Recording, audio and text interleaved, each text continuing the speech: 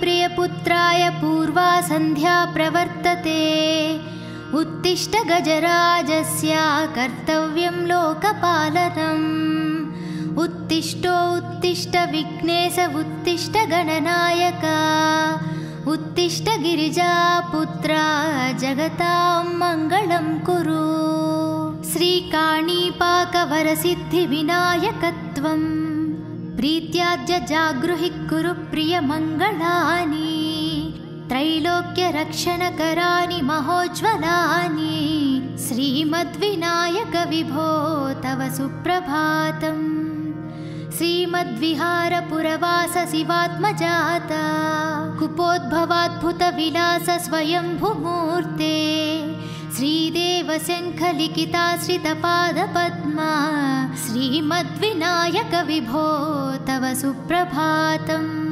श्रीनारिकेलवनशोभितपुष्टिगात्र क्षीराब्धिषिक्तशुभविग्रहतत्त्वमूर्ते दिव्याङ्गमूषिकसुवाहनमोदरूप श्रीमद्विनायक विभो तव सुप्रभातम् श्रीकाणीपाकवरभूतलवासतुष्ट हे आदिपूज्य अरुणारुणभानुतेज प्राचीदिसाम्बरमिदं रविकान्तिनिष्टम् श्रीमद्विनायक विभो तव सुप्रभातम् श्रीबाहुदा शुभतरङ्गसुबाहुदत्ता सुस्निग्धशीतलाकणानपि सङ्गृहीत्य प्रभातवायुरिह यास्यति सेवनाय श्रीमद्विनायक विभो तव सुप्रभातम् गौरीकराम्बुजसुलालितदिव्यवक्त श्रीकण्ठमानसमुदाकरमोदरूप कैलासशैलशिखरस्थितबालबानो श्रीमद्गणेश्वर विभो तव सुप्रभातम्। दुर्वाङ्कुराणि जलजानि सुपुष्पकाणि बिल्वानि पूजानविधौ च सुसज्जितानि नित्यार्चनोत्सुकमदोत्कटवारणास्ये श्रीमद्गणेश्वर विभो तव सुप्रभातम्।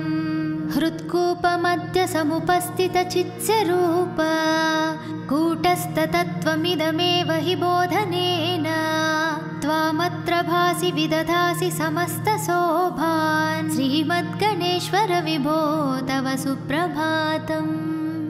श्रीमुत्कलाख्यमुनुसन्नितसच्चरित्र वासिष्ठगृत्समदमुख्य ऋषीश्वरीड्या वेदोक्तदेवगणमन्त्रगणानिनाद श्रीमद्गणेश्वर विभो तव सुप्रभातम्।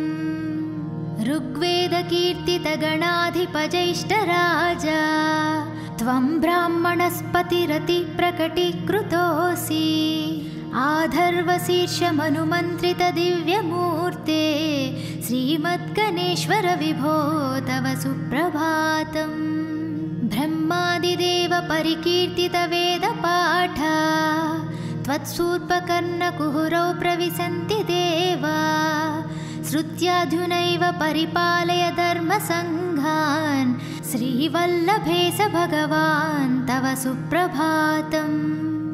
हेरम्बलम्ब जठराद्भुतदिव्यगात्र प्रारम्भपूजनमिदं दयाय गृहीत्वा सर्वाशुभानि परिनाशय सर्वपुत्र श्रीवल्लभेश भगवान् तव सुप्रभातम्।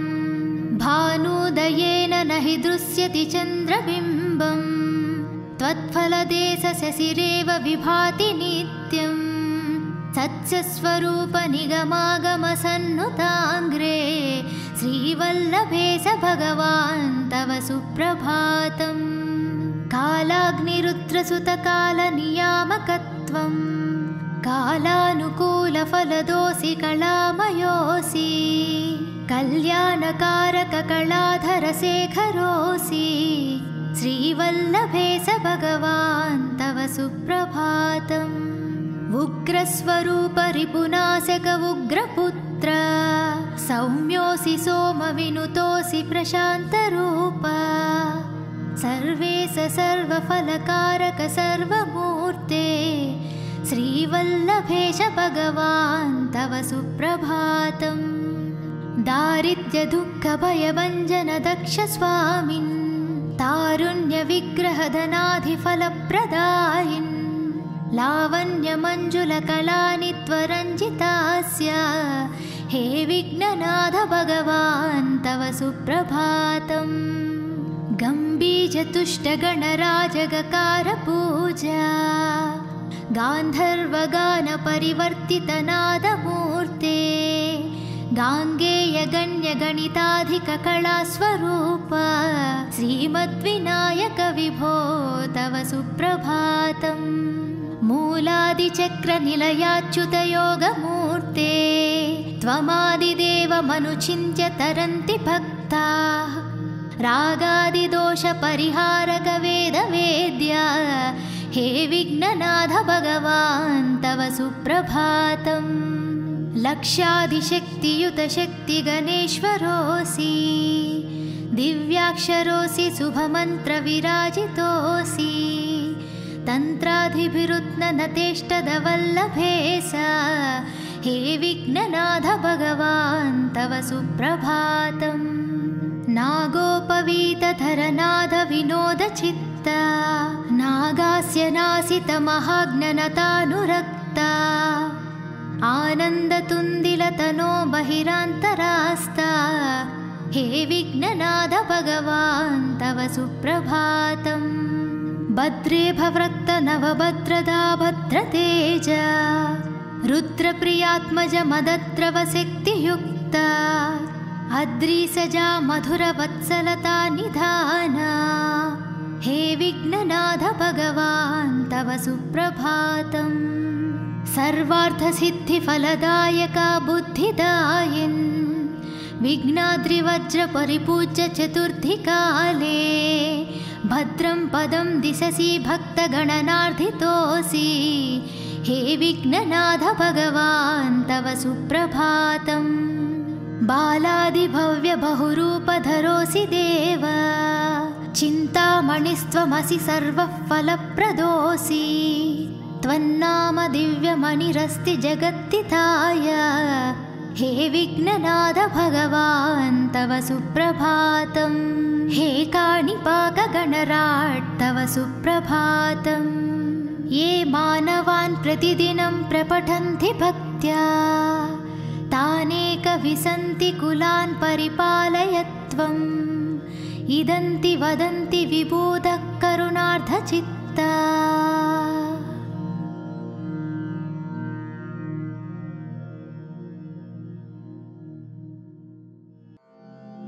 ॐ विनायकाय नमः। ॐ विघ्नराजाय नमः। ॐ गौरीपुत्राय नमः। ॐ गणेश्वराय नमः। ॐ स्कन्दग्रजाय नमः। ॐ अव्यव्याय नमः। ॐ पूताय नमः। ॐ दक्षयाय नमः। ॐ अध्यक्षाय नमः। ॐ द्विजप्रियाय नमः। ॐ अग्निगर्भजिते नमः। ॐ इन्द्रश्रीप्रदाय नमः। ॐ वाणिप्रदाय नमः। ॐ प्रमोदाय नमः। ॐ सर्वसिद्धिप्रदाय नमः। ॐ सर्वज्ञानाय नमः। ॐ सर्ववारिप्रियाय नमः। ॐ सर्वात्मकाय नमः। ॐ सृष्टिकर्ते नमः। ॐ देवाय नमः। ॐ अनेकार्चिताय नमः। ॐ शिवाय नमः। ॐ शुद्धाय नमः। ॐ बुद्धिप्रियाय नमः। ॐ शान्ताय नमः। ॐ ब्रह्मचारिणे नमः। ॐ गजाननाय नमः। ॐ द्वैमात्रेयाय नमः। ॐ मुनिस्तुत्याय नमः। ॐ भक्तविघ्नविनाशनाय नमः। ॐ एकदन्ताय नमः। ॐ चतुर्बाहवे नमः। ॐ चतुराय नमः। ॐ शक्तिसंयुक्ताय नमः। ॐ लम्बोदराय नमः। ॐ शूर्पकर्णाय नमः। ॐ हरये नमः। ॐ ब्रह्मविद्युत्तमाय नमः। ॐ कालाय नमः। ॐ ग्रहपतये नमः। ॐ कामिने नमः। ॐ सोमसूर्याग्निलोचनाय नमः। ॐ पाशाङ्कुशधराय नमः। ॐ चण्डाय नमः। ॐ गुणातीताय नमः। ॐ निरञ्जनाय नमः। ॐ अकल्मषाय नमः। ॐ स्वयं सिद्धाय नमः। ॐ सिद्धार्जितपादाम्बुजाय नमः। ॐ बीजापुरफलसक्ताय नमः। ॐ वरदाय नमः। ॐ शाश्वताय नमः। ॐ कृतिने नमः। ॐ श्रीपतये नमः। ॐ वीतभयाय नमः। ॐ गदिने नमः। ॐ चक्रिणे नमः। ॐ विष्णुप्रियाय नमः। ॐ इक्षुचापद्रिते नमः। ॐ श्रीदयाय नमः। ॐ अजाय नमः। ॐ उत्पलकराय नमः। ॐ श्रीपतये नमः। ॐ स्तुतिहर्षिताय नमः। ॐ कुलाद्रिपेत्रे नमः। ॐ जटिलाय नमः। ॐ कलिकल्मषनाशनाय नमः। ॐ चन्द्रचूडामणिये नमः। ॐ कान्ताय नमः। ॐ पापहरिणे नमः। ॐ समहिताय नमः। ॐ आश्रिताय नमः। ॐ श्रीकराय नमः। ॐ सौम्याय नमः। ॐ ऐश्वर्यकर्णाय नमः। ॐ शान्ताय नमः। ॐ कैवल्यसुखदाय नमः। ॐ सच्चिदानन्दविग्रहाय नमः। ॐ ज्ञानिने नमः। ॐ दयायुताय नमः। ॐ दान्ताय नमः। ॐ ब्रह्मद्वेषविवर्जिताय नमः। ॐ श्रीकण्ठाय नमः। ॐ विभूदेश्वराय नमः। ॐ रामार्चिताय नमः। ॐ विदाये नमः। ॐ नागराजयज्ञोपवीतवते नमः।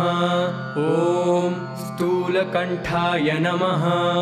ॐ स्वयंकर्ते नमः। ॐ सामघोषप्रियाय नमः।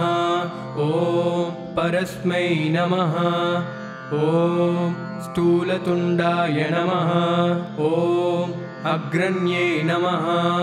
ॐ धीराय नमः। ॐ वागीसाय नमः। ॐ सिद्धिदायकाय नमः। ॐ दुर्वबिल्वप्रियाय नमः। ॐ अव्यक्तमूर्तये नमः। ॐ अद्भुतमूर्तिवते नमः। ॐ सुमुखाय नमः। ॐ समस्तजगदाधाराय नमः। ॐ मायिने नमः। ॐ मूषिकवाहनाय नमः। ॐ पार्वतीनन्दनाय नमः। ॐ तुष्टाय नमः। ॐ प्रसन्नात्मने नमः। ॐ प्रमुखाय नमः। ॐ महागणाधिपतये नमः।